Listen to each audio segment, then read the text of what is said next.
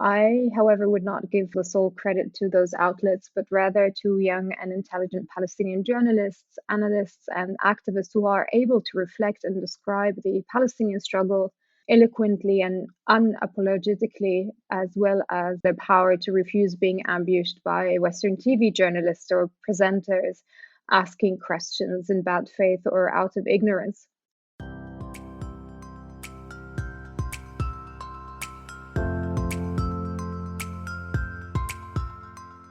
This is Rethinking Palestine, a podcast from Al-Shabaka, the Palestinian Policy Network, a virtual think tank that aims to foster public debate on Palestinian human rights and self-determination. We draw upon the vast knowledge and experience of the Palestinian people, whether in Palestine or in exile, to put forward strong and diverse Palestinian policy voices. In this podcast, we will be bringing these voices to you so that you can listen to Palestinians sharing their analysis wherever you are in the world.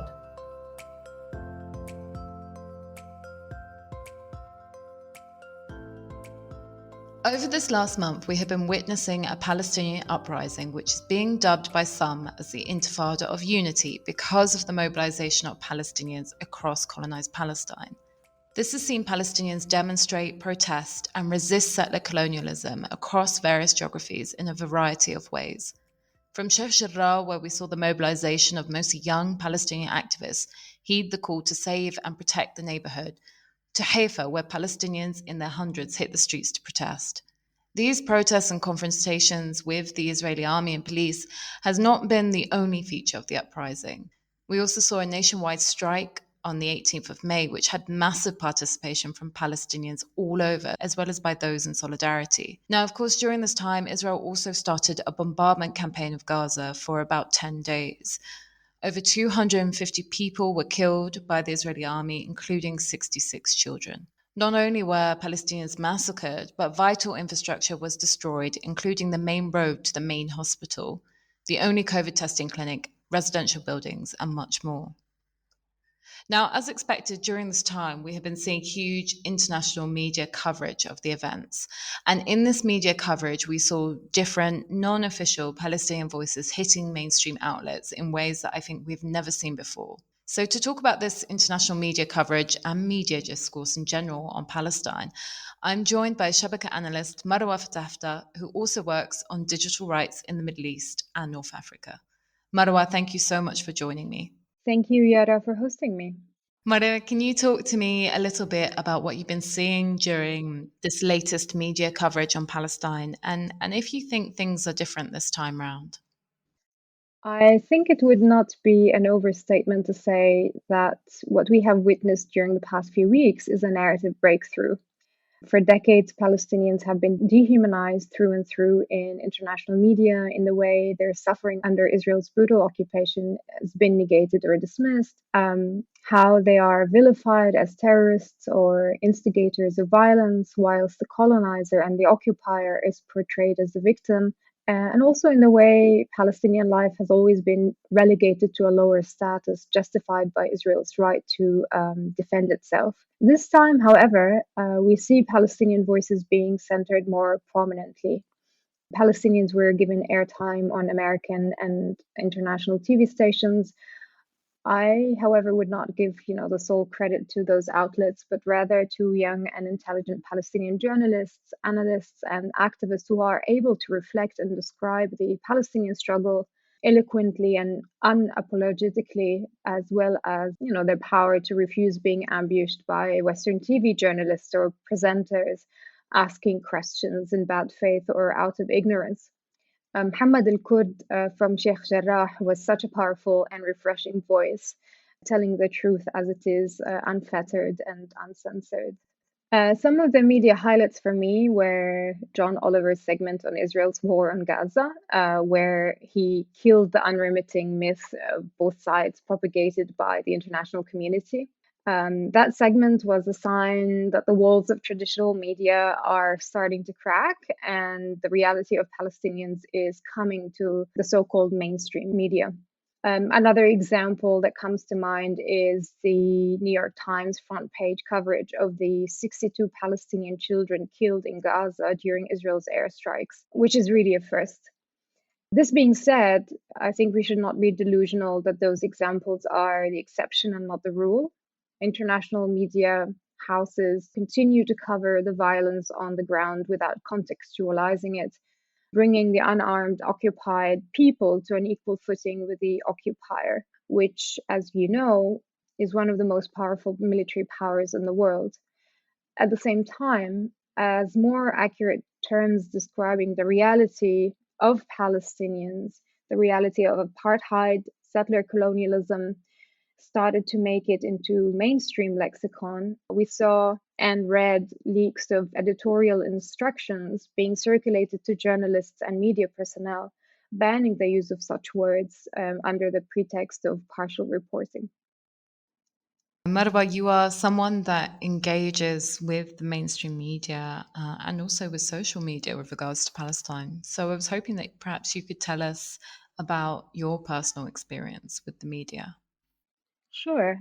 I have been very active on social media and on Twitter primarily during the past few weeks. And so I received a lot of press requests, many of which I gladly passed on to Palestinian activists and journalists on the front lines because I think it's extremely important to center their voices in Jerusalem, in the West Bank, Gaza, and so on. On the other hand, as you know, I've been working and covering the online censorship that happened on social media, and I think we successfully managed to mobilize international media outlets to cover the issue. The story of content moderation, bias, and discrimination was covered by major international outlets, especially those interested in technology and social media. And it was really refreshing to see them interviewing Palestinian experts on the issue rather than the usual white male expert. And the pressure seems to be working. Tech companies have been scrutinized for their censorship and digital repression, so that's definitely a win for the short term. Yeah, Marwa, we did see a lot of different Palestinian voices hit mainstream media, and I think that was something that has been unprecedented. Usually, the Palestinians that are given those platforms are officials, Palestinian Authority figures. And so this was really, in a way, quite refreshing to see younger voices. But of course, we have to be very honest that many of these voices also themselves are not particularly representative of the Palestinian people. The media likes to hear Palestinians who speak English with American or British or European friendly accents, and I think that is important to note that that media still remains inherently biased to the majority of Palestinians. That's definitely true. At the same time, I think maybe one of the blessings that came out of our own catastrophe is the fact that we have Palestinians everywhere speaking different languages, coming from different education and occupational backgrounds. And we can see that wherever you turn the TV on or wherever you go on streets here in Europe, you'll see Palestinians, younger generations of Palestinians being vocal. And what has been extremely refreshing to see for me was the fact that they are unapologetic about their existence and about the way they express their reality and the way that they refuse to compromise on how they narrate their own stories. As opposed to, let's say, Palestinian officials or others who are keen to kind of show Palestinians in a certain light that would deem them worthy of sympathy and solidarity. I think none of that in the recent press coverage we've seen, in my opinion. And that's definitely a new thing in this round.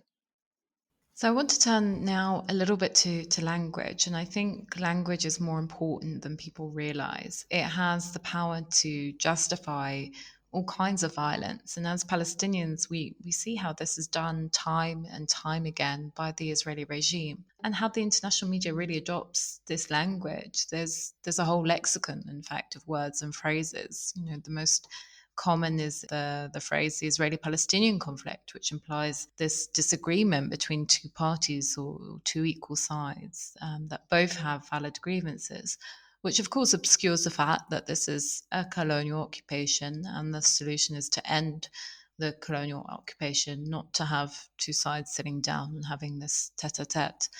Other words we've seen used a lot is clashes rather than resistance to settler colonialism or military occupation.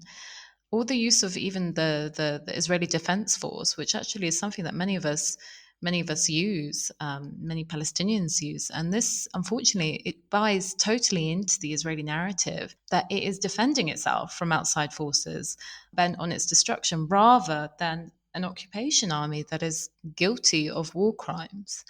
And speaking of war crimes, the reporting on Gaza was and continues to be awful.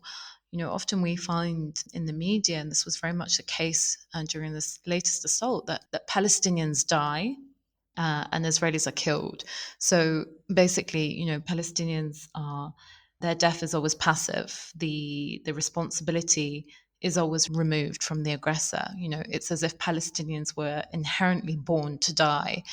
And it reminds me very much of Judith Butler's Frames of War, in which she questions whose lives are grievable, and that if you frame a people or a place as this perpetual war zone, then their lives become less grievable. They become less valuable. And Marwa, you mentioned, that the New York Times article in which on their front page, they showed the pictures of all the Palestinian children that were killed in Gaza. And a lot of critics said that it's easier to talk about killed Palestinian children and to frame them as innocent than Palestinian adults. And the question is, are Palestinian adults, particularly men in this case, are they not innocent? Are their lives not grievable? And so even though we've seen a narrative shift and we've seen this increased presence of Palestinians, I still think that this epistemic violence, which inherently allows for actual material violence, is still incredibly prevalent. Yes, and I think this kind of portrayal of Palestinians is racist. It's a form of racism. And it brings to mind also visual images from motion pictures whenever you are filming or portraying the Middle East, you always have this yellow screen of a war zone. And I think that's a form of racism. But to the New York Times article, I think foregrounding the killing of Palestinian women and children to assert the value of Palestinian life, or even worse, Palestinians' victimhood and therefore their eligibility to life and dignity is in of itself an act of dehumanization. Every Palestinian life is sacred, and we do not need to be victims so we can claim our right to dignity and self-determination on our land. And this logic goes in tandem with the Palestinian leadership's pursuit of a failed peace process, which at some level seeks to prove to the international community that we are a peace-loving people willing to sit down and negotiate with Israel, who always claims that they lack a peace partner, and that we're happy to play by the playbook so we can finally, get the world to support us and listen to our demands. And as I mentioned before, the new generation of Palestinian activists are aware of this pitfall, thankfully. If you're enjoying this podcast, please visit our website, www.al-shabaka.org, where you will find more Palestinian policy analysis and where you can join our mailing list and donate to support our work. Marwa, your work also focuses on digital rights and social media. So perhaps you can talk to us a little bit about how social media has actually impacted this shifting narrative in the mainstream media, especially in the recent weeks. I think social media has helped tremendously in this shift narrative, and also the ability for the world to see with its own eyes the reality of Palestinians and Israel's violence and oppression for what it is. In a world where Israel and its lobby arms had a sort of monopoly over the narrative, and where international media outlets had previously played the role of gatekeepers in deciding what makes the headlines bringing in distorted or sanitized or watered down version of the truth under the pretext of partial or objective reporting. Social media broke this barrier, also gave media outlets little room for maneuver in their coverage. One example that comes to mind is the video of the Israeli settler in Jerusalem driving his car into a crowd of Palestinians sitting on the side of the road, with, of course, the intent to kill them. But I think it was either Reuters or AP, I can't remember, had a ridiculous coverage of the story. There was a headline that reads something like Palestinians throw stones at an Israeli settler, with a picture of him with blood falling down on his face. But thankfully, because we're able to see those images and videos without those headlines, distorted headlines, we were quick to call out those outlets and even correct their coverage. So the fact that, I also think that the fact that public figures and celebrities speaking up in solidarity with Palestinians helped. Celebrities won't liberate Palestine, and we should be careful not to over-celebrate or rely on this momentum politics.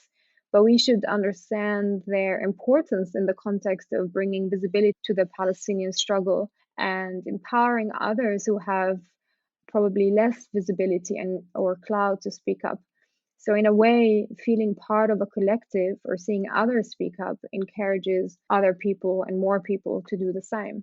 And despite of the attempts at censorship and digital repression that we've seen the past few weeks, I think we've certainly reached a new level in public awareness. Before the 6th of May, I believe, words such as apartheid, settler colonialism wouldn't have been or weren't as common as now. I think people, because of social media and the mass outreach, can finally understand the reality of Palestinians, the reality of apartheid, reality of settler colonialism, the fallacy of this both sideness. And that's extremely important, thanks to, of course, Palestinian voices and their ability to use social media to support their own struggle and build solidarity with others. Now, of course, at Shabaka, we've produced a lot of materials about how social medias also can be antithetical to revolution, and we actually have a podcast about the dangers of social media when it comes to activism and the repression. But I guess if we're to talk about sort of something that's been positive over the last few weeks with regards to social media, it has allowed Palestinians to engage in citizen reporting, to stream live from their lived reality, to stream live horrific, brutal repression happening in that moment. And we saw this particularly with Sheikh Jarrah, where various young people from the neighborhood were really, filming their everyday reality, which is horrific to see. And they made it accessible to hundreds of thousands of people around the world. People could just open their phone, open Instagram and see these stories of what was happening in real time. And so I think it's become a source of information that's totally accessible in ways that mainstream media isn't. And it's also personalized the Palestinian experience. People can now put faces to what that repression looks like. And of course, this comes with also a whole host of dangers of personalizing or personifying a liberation struggle. It also comes with very nasty repercussions for the people who are posting on social media. The immense mental toll it takes on people, I think, is something that we'll be dealing with for years to come. The trauma that comes with trolling, the pressure that comes with having to keep, followers updated. And I think that's something that we will slowly have to unpick. And I think I want to say that, I want to go back to talking about this shift in narrative, and to be very careful that, as you have said, Marwa, that we shouldn't also overstate it. We should celebrate it cautiously, because the reality is that we also need action and material impact. And we have to also be clear that there are consequences that are faced by those who are deeply active in the narrative shift. on the ground across colonized Palestine, activists are being arrested by both the Israelis and the Palestinian Authority, although we should be clear that most of those being arrested are young working class men who don't have the same access to support and material privileges as many of those who are speaking to the media. But the backlash also happens abroad, where people engaged in the narrative shift are losing jobs for speaking up on Palestine. So my next question is twofold. Is it worth investing so much in this narrative shift in a media that is inherently antithetical to Palestinian revolution?